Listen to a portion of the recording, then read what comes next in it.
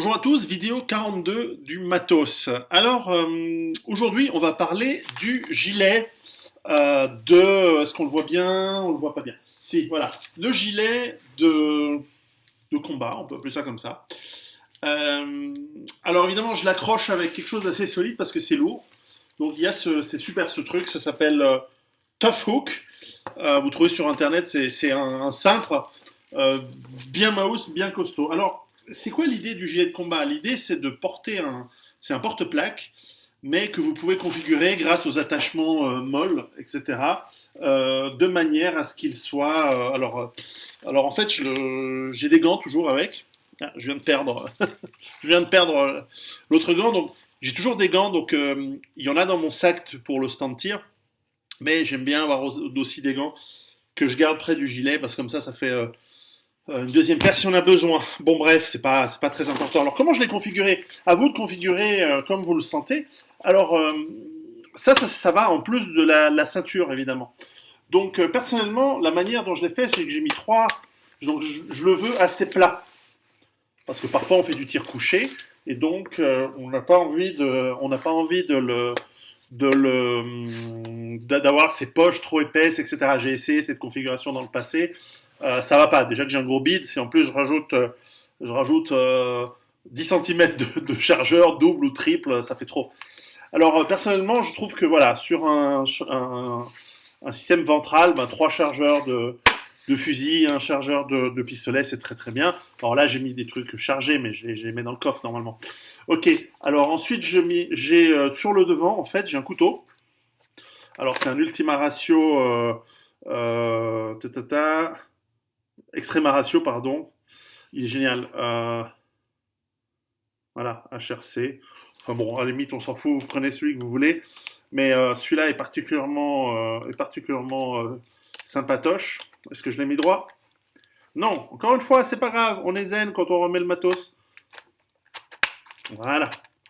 Faites bien attention qu'il soit accroché. Un tourniquet que je peux facilement tirer. Donc ça en fait un deuxième que j'ai sur moi.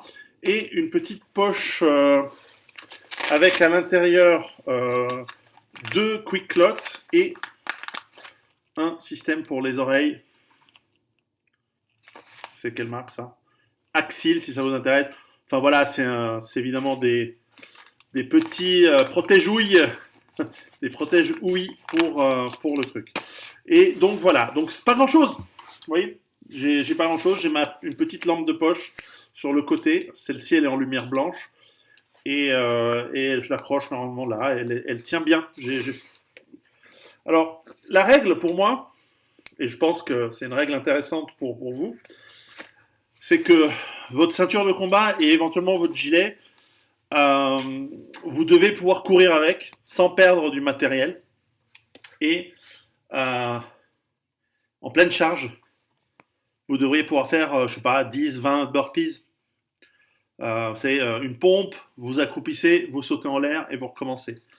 Euh, faut pouvoir bouger quoi avec ce genre de truc. Donc c'est à vous de voir. Alors ici évidemment je l'ai chargé avec des plaques classe 4 de nos amis de Universal Shield en Suisse et j'ai rajouté derrière un petit porte réservoir d'hydratation 3 litres, à vous de remplir comme vous le souhaitez. Donc ça me permet d'avoir, voilà, sur un gilet de la flotte, des munitions et une certaine capacité. Alors, c'est un système léger, donc il n'y a pas de plaque latérale. Ça ne fonctionne que devant et derrière.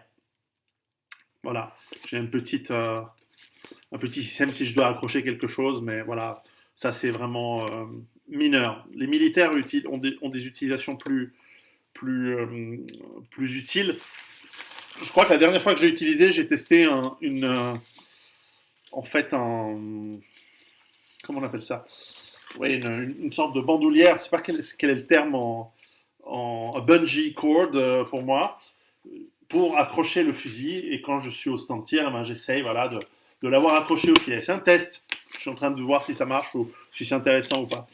Alors, à vous de configurer ce genre d'équipement comme ça va mieux pour vous, en fonction de votre morphologie physique, en fonction de votre... Alors ça, c'est euh, la version XL de ce truc. Mais ils font des versions plus petites de ce gilet. Je me souviens même plus de la marque. Pourtant, il est génial. C'est le meilleur. Je trouve que c'est vraiment un des meilleurs. Parmi les légers, il est excellent. Mais tout d'un coup, je me souviens plus de la marque. Est-ce que c'est du High Speed Gear ou c'est du Blue Force? Non, je crois que ça, c'est du Blue Force Gear. C'est très très bien. Alors, j'ai vu des gens... alors j'ai vu dans la police, chez des amis qui sont flics, et eux, par exemple, ben, ils configurent, comme ils sont pas forcément en fusil d'assaut, ils ont configuré ceci avec des chargeurs de MP5 ou l'équivalent. Et ils ont, par exemple, parfois ils utilisent, alors là j'ai repris le P226, ils ont un système d'accroche de pistolet devant, un peu comme les systèmes tankistes, mais fixé au gilet, pourquoi pas. D'autres utilisent un pistolet accroché à la ceinture et un deuxième kit pistolet accroché là, et ils ont un pistolet de backup. Peut-être que le backup, c'est mieux d'avoir dans une poche pantalon. À voir. C'est vraiment l'idée, c'est d'être flexible et de compléter par modèle. Alors, euh, des militaires vont vous dire qu'il faut avoir plusieurs niveaux, plusieurs layers en anglais, plusieurs niveaux d'équipement, c'est-à-dire un équipement que vous avez toujours sur vous, ça va être en gros votre ceinture de combat, par-dessus lequel vous avez une deuxième série d'équipements qui est en l'occurrence protection et avec des munitions supplémentaires. Ici, j'ai un couteau et voilà. Et ensuite, c'est votre sac à dos qui peut être un sac de patrouille, etc., etc. Et qu'il y a ces trois niveaux qui peuvent être dégagés en fonction de ce qui vous reste. Et à la fin, il reste le niveau 1, c'est-à-dire votre ceinture de combat. C'est une méthode qui est intéressante, je trouve que c'est pas mal à appliquer. L'important, c'est de s'adapter. Alors, encore une fois, nous ne sommes pas, en tout cas, nous ne sommes pas officiellement en guerre, nous sommes dans des pays qui sont, pour l'immense majorité des gens, sont encore en paix, en tout cas dans la vie quotidienne. Et donc, on parle de hobby, on parle de préparation pour le tir tactique, etc. Je m'adresse aussi à des militaires, à des policiers qui utilisent ce genre d'équipement, je dirais peut-être pas au quotidien, à part les forces d'intervention, mais enfin qui font un bon boulot aussi de préparation à titre personnel, mais aussi à titre professionnel. Donc voilà, moi je trouve que c'est sympa d'avoir ça, donc c'est un kit, donc encore une fois, s'il devait y avoir une évacuation, alors évidemment, si c'est juste un incendie ou évidemment, vous pouvez le prendre parce que ça coûte cher de le remplacer, mais si c'est un simple incendie, une inondation, bon, bah, peut-être que vous n'avez pas besoin de partir dans l'esprit guerrier.